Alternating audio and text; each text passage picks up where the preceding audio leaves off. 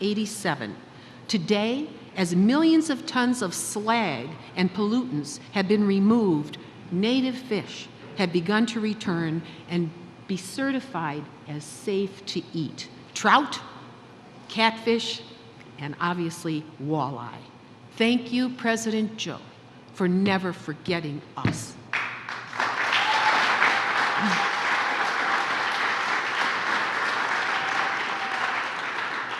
I have served in the Congress during the tenure of 6 presidents.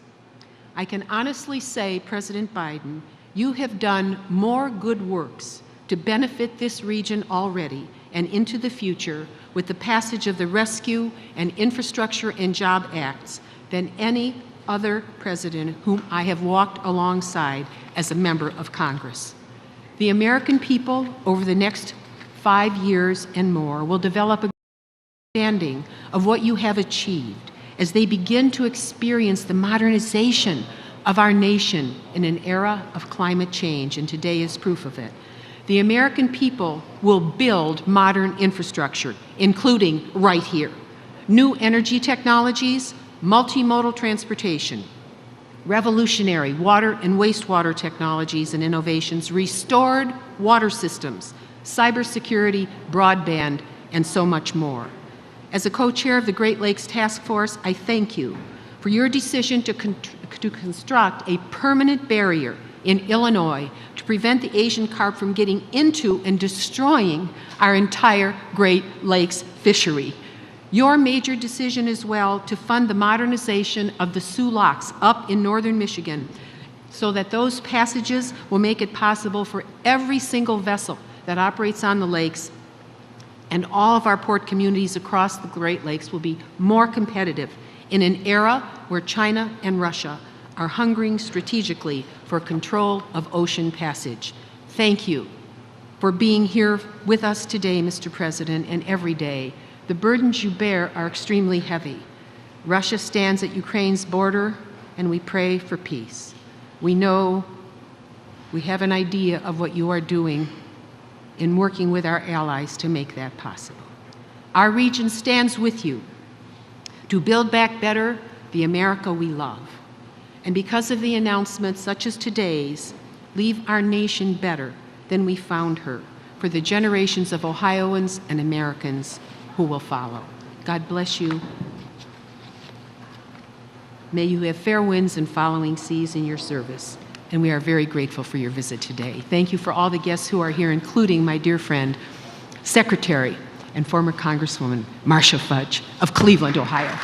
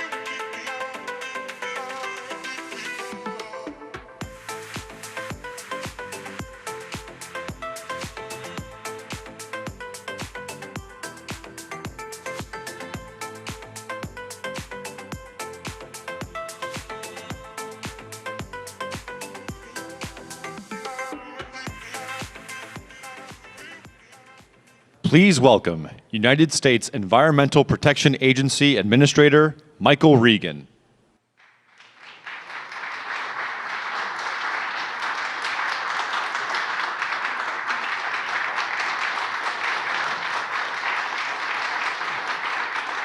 Thank you. Thank you so much. I want to thank Congresswoman Chapter for those warm remarks, your leadership, your steadfast leadership. Thank you so much. Really appreciate that. Mayor Bradley, thank you for the warm welcome. We're glad to be here in your home city. You know, it's such an honor to join President Biden here in Lorain, Ohio, a community that embodies the promise and the potential of the Bipartisan Infrastructure Law.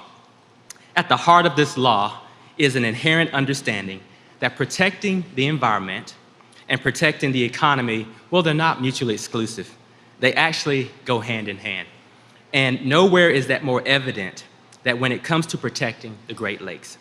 The Great Lakes are a vital economic engine, an extraordinary environmental wonder, supplying drinking water for more than 40 million people, supporting nearly 1.3 million jobs, and sustaining life for thousands of species. These magnificent waters are essential to the region's way of life and to the American economy. But they require endless care, especially in the face of emerging challenges like PFAS pollution and climate change. And for many areas throughout the Great Lakes region, including right here in Lorain, the dawn of industrialization left in its wake a disastrous legacy of pollution.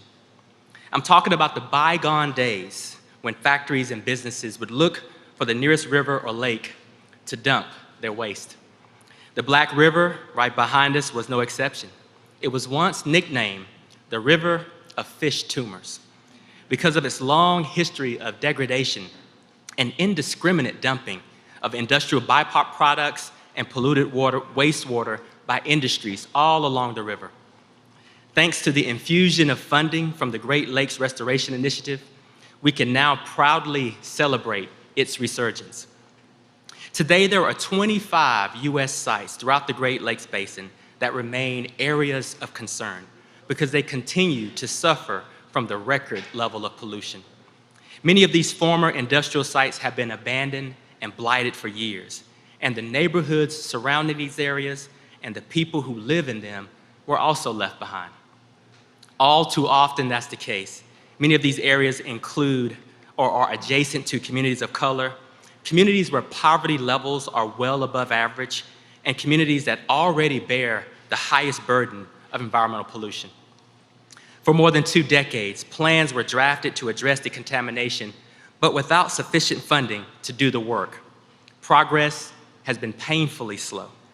An unwillingness to dedicate the necessary resources left waterfront communities, many of them underserved, reeling from the consequences. Well, I'm proud to say that that ends with the Biden administration.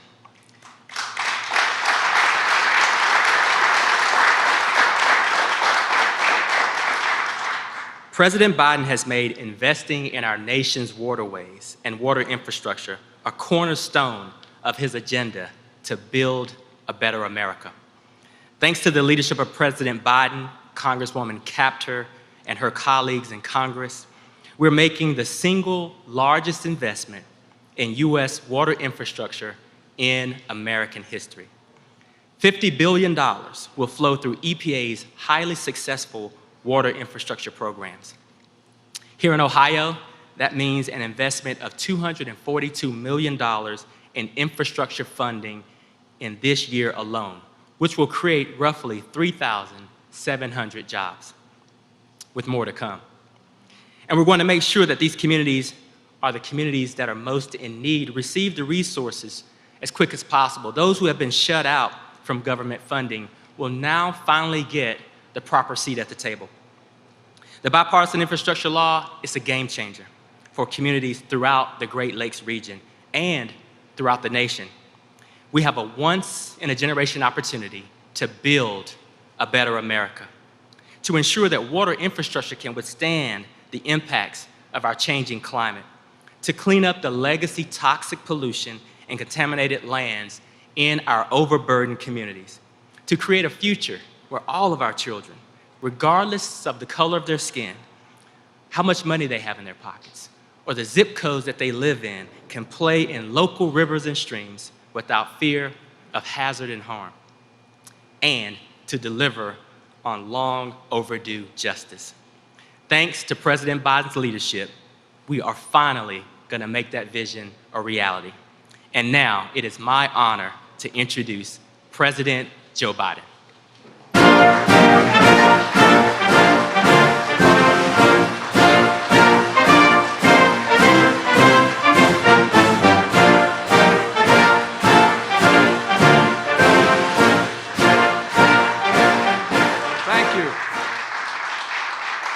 Thank you, thank you, thank you. Thank you. Thank you. They're all for Marcy. God love you, kiddo. You're the best. Before I began, I want to just point out I was having just sitting talking for a second with the director of HUD and a former congresswoman just on the other side of this district.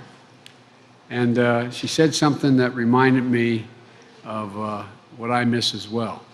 She said, "It's so good to be home in Ohio." No, I really mean it. And I said, "You're probably the only one here that understands that every time I get a chance, I go home to Delaware." You think I'm joking, I'm not. I represented Delaware for 36 years as a United States Senator. And just like most congressional districts, the good news is the bad news. Everybody knows you. Well, it's great it's great hearing you say that. It's great hearing you say that. Well, Administrator Regan, I talked him into coming out of what they consider God's country down there in the Carolina area, and he came up and took on this job. And as I said, and a proud daughter of Ohio, Secretary of Housing and Urban Affairs, Marcia Fudge, who's represented the district as well. And Mitch Landrieu, who's leading the implementation of our infrastructure. Where are you, Mitch? They don't know anybody from New Orleans down here. He used to be the mayor of New Orleans, and I called him. Mayors know how to get things done, as the mayor will tell you here. And I called him, asked him to come up, and would he be the hands-on guy to actually implement the law, implement it, get it done, and let people know how they can access it. And Brenda Malloy, chair of our Council of Economic Quality. Brenda, where are you? There you are. Thank you, Brenda. We rode up together on the aircraft together, and it's great to have you as well. I also asked to say hello from someone who you know in Lorraine, but couldn't be here today. A tremendous fighter and for Ohio workers, and a guy who could easily be standing where I'm standing right now, Sherrod Brown.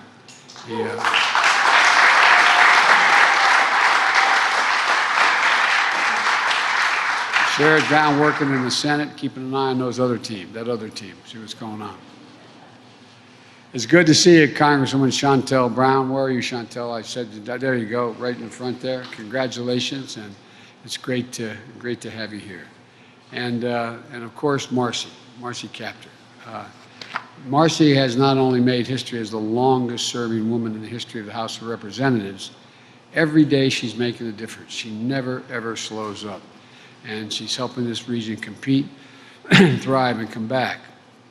You know, that's what I want to talk a little about today. Excuse me.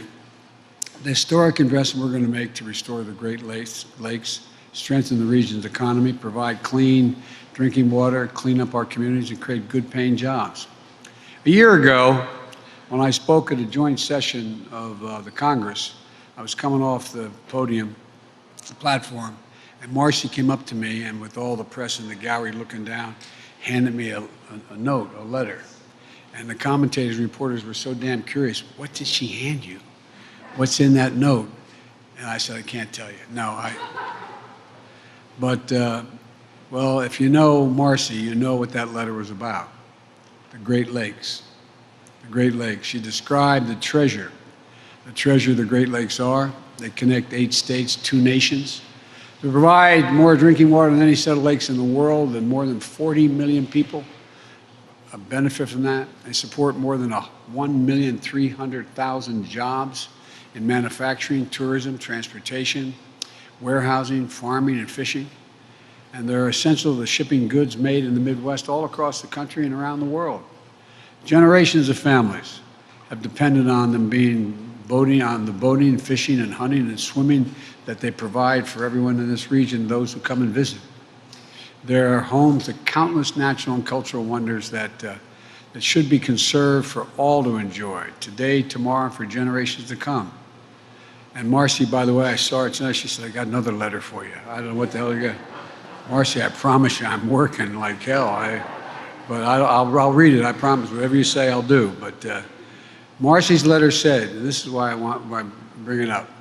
She said, and I quote, "The Great Lakes undergird life, work, and recreation for millions of people. And we need them. We need to invest in them. We want a brighter, more prosperous future for the region."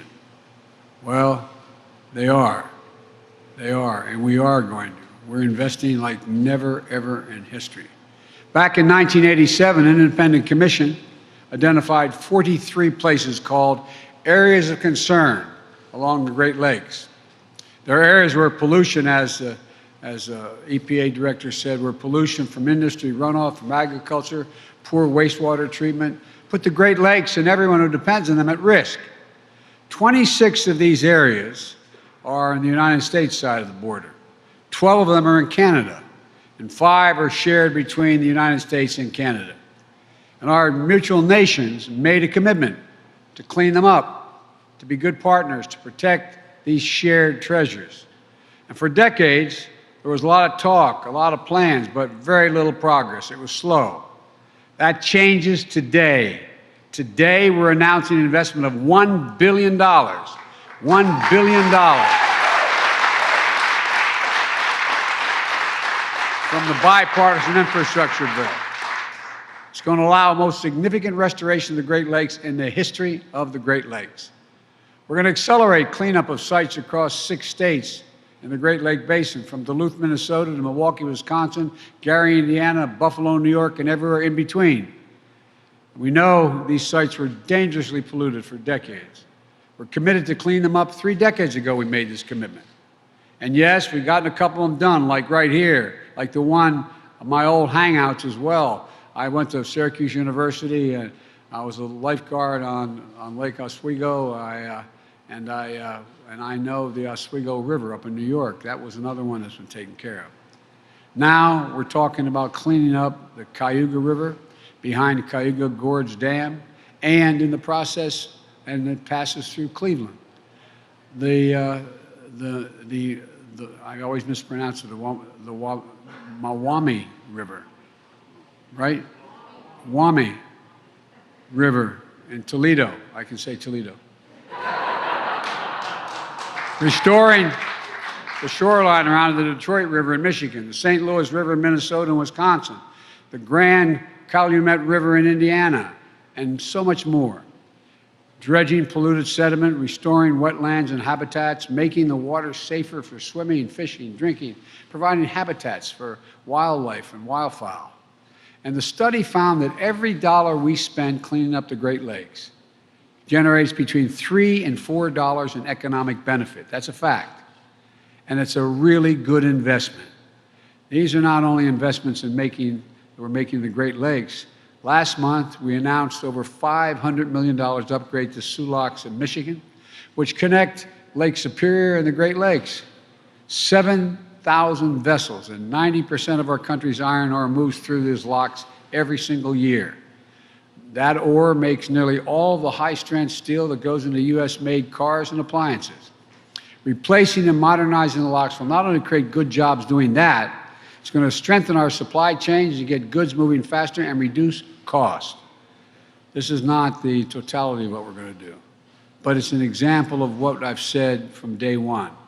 We're rebuilding America. We're going to invest in America and build a better America than we found.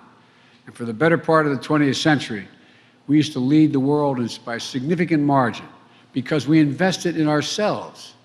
We invested in our infrastructure, our roads, our highways, bridges, ports, airports, the arteries of the nation that allow commerce to function smoothly and move swiftly.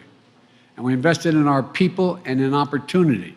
We're among the first nations to provide universal high school at the turn of the 20th century.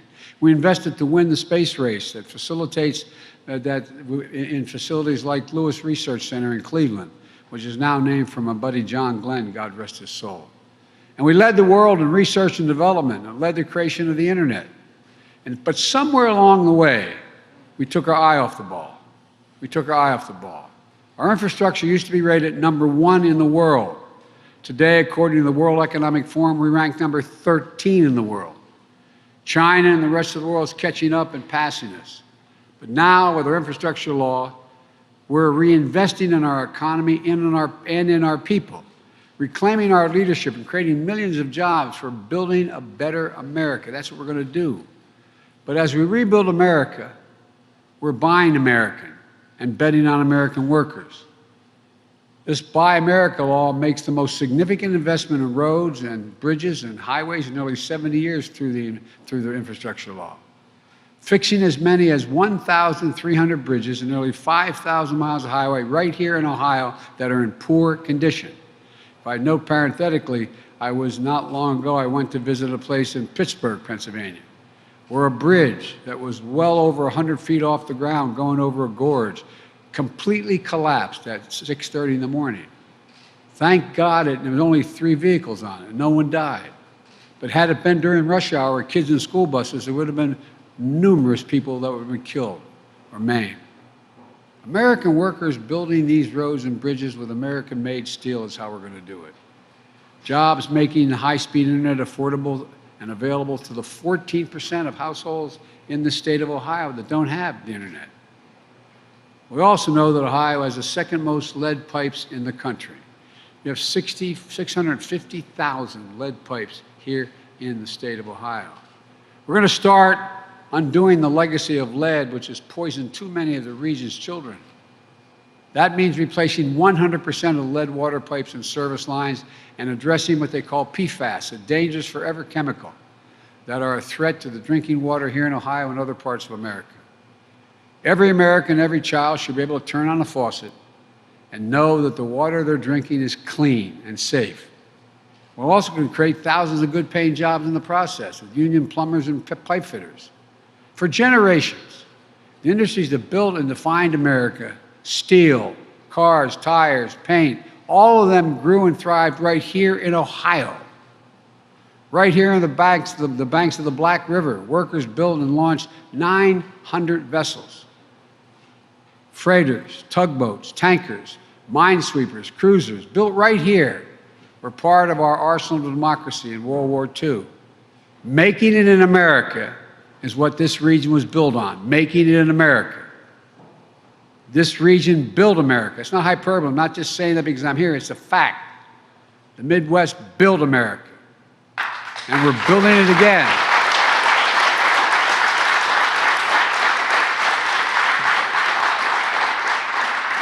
Again, you've heard me say this often.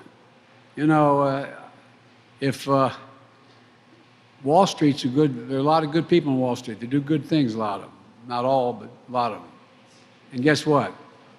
The fact of the matter, Wall Street didn't build America. Ordinary middle-class people built America. And manufacturing and unions built the middle class.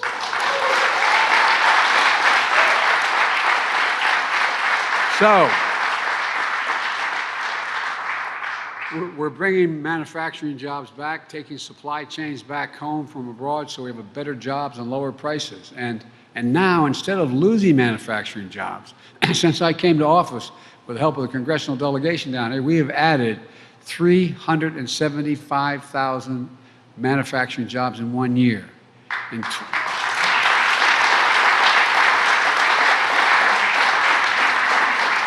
2021, we saw the highest increase in union manufacturing jobs in nearly 30 years. A couple of weeks ago, the CEO of Intel joined me and Senator Brown and Senator Portman. And by the way, I grew up in a Senate that really was bipartisan. Senator Portman played an important role in this legislation. And so at the White House, they came to see me, and the head of the Intel came.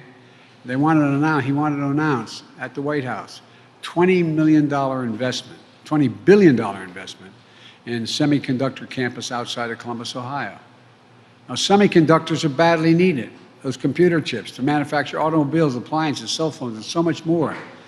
We invented them, but we don't make them anymore relative to the rest of the world. It's going to create 10,000 jobs.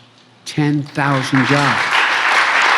And by the way, 7,000 jobs constructing this massive facility and 3,000 jobs running the facility, making an average salary at that facility of $135,000 a year, blue-collar workers. Pretty good money. Manufacturing essential products that are stamped made in America. And there's more. Just a couple weeks ago, General Motors announced a $7 billion investment in Michigan to manufacture electric vehicles, creating 4,000 new quality jobs. That's on top of the announcement that I say Ford, that was General Motors. And Ford made last year an $11 billion investment in electric vehicles, creating 11,000 new jobs. 3 weeks ago in Western Pennsylvania, after I went to look at that bridge, the Union Pacific Railroad announced the largest purchase of American-made battery electric locomotives in history. And because the infrastructure law also delivers $7.5 billion to build a national network of 500,000 electric vehicle charging stations all across America along our new highways. And I might add, installed by the IBEW. Last week, a company called Tritium announced a new manufacturing facility in Lebanon, Tennessee to build 30,000 electric vehicle charging stations per year using American iron and American steel and American workers, creating 500 new permanent jobs in Tennessee. We're seeing a drumbeat of good-paying jobs unlike anything we've seen in our history. But not only that, with these announcements, we're also showing that growing the economy and creating jobs can go hand in hand with protecting the environment, not decimating it, meeting the moment on climate change. Like our program to clean up abandoned mines and cap and plug orphaned oil and gas wells, sweeping and spewing methane into the air. Thousands of those wells and mines are right here in the Ohio River Valley, here in the Ohio, and they're going to get paid the same amount capping them as it costs to dig them and create those. And they're, again, good union jobs. As good as these jobs are, folks digging those wells are proud what they're about to do because now they're going to cap them. The infrastructure law also helps us invest in cleaner, stronger, more resilient electric grid with 100% clean electric energy being generated by the year 2035. And some of those utility poles and transformers are going to be installed by machines that are right here at a place like Skylift. You know, all of this is going to do is create more good-paying jobs and make us more globally competitive and help us fight climate change and get to net zero. Look, there's so much more to say. I'm inclined to go on, but I've kept you too long. Let me close with this. What you've done here in Lorraine shows what's possible. You've reclaimed your waterfront, cleaned your drinking water, restored wetlands, which will help protect against storms and flooding from extreme weather and the spring thaw, and set the stage for jobs and businesses of the future. You know, tomorrow would have been the birthday of Lorraine, one of Lorraine's most famous daughters, Toni Morrison, Nobel Prize winner, Pulitzer Prize winner.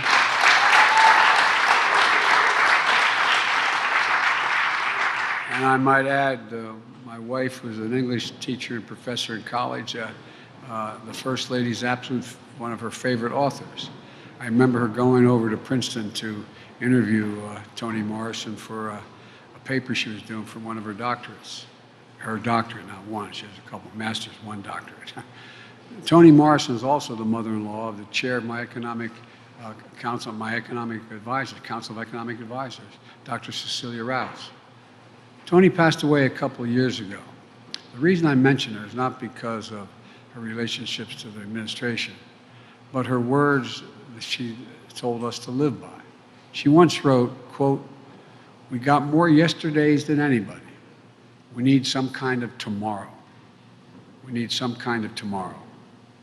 Places like Lorraine have a lot of proud yesterdays, Now they're going to have some brighter tomorrows, and because of all of you. Well, God bless you all. May God protect our troops. And the reason they tell me I've got to head out, I hadn't planned on going immediately, is because of weather going back to Washington. And there's a little thing going on in Europe right now.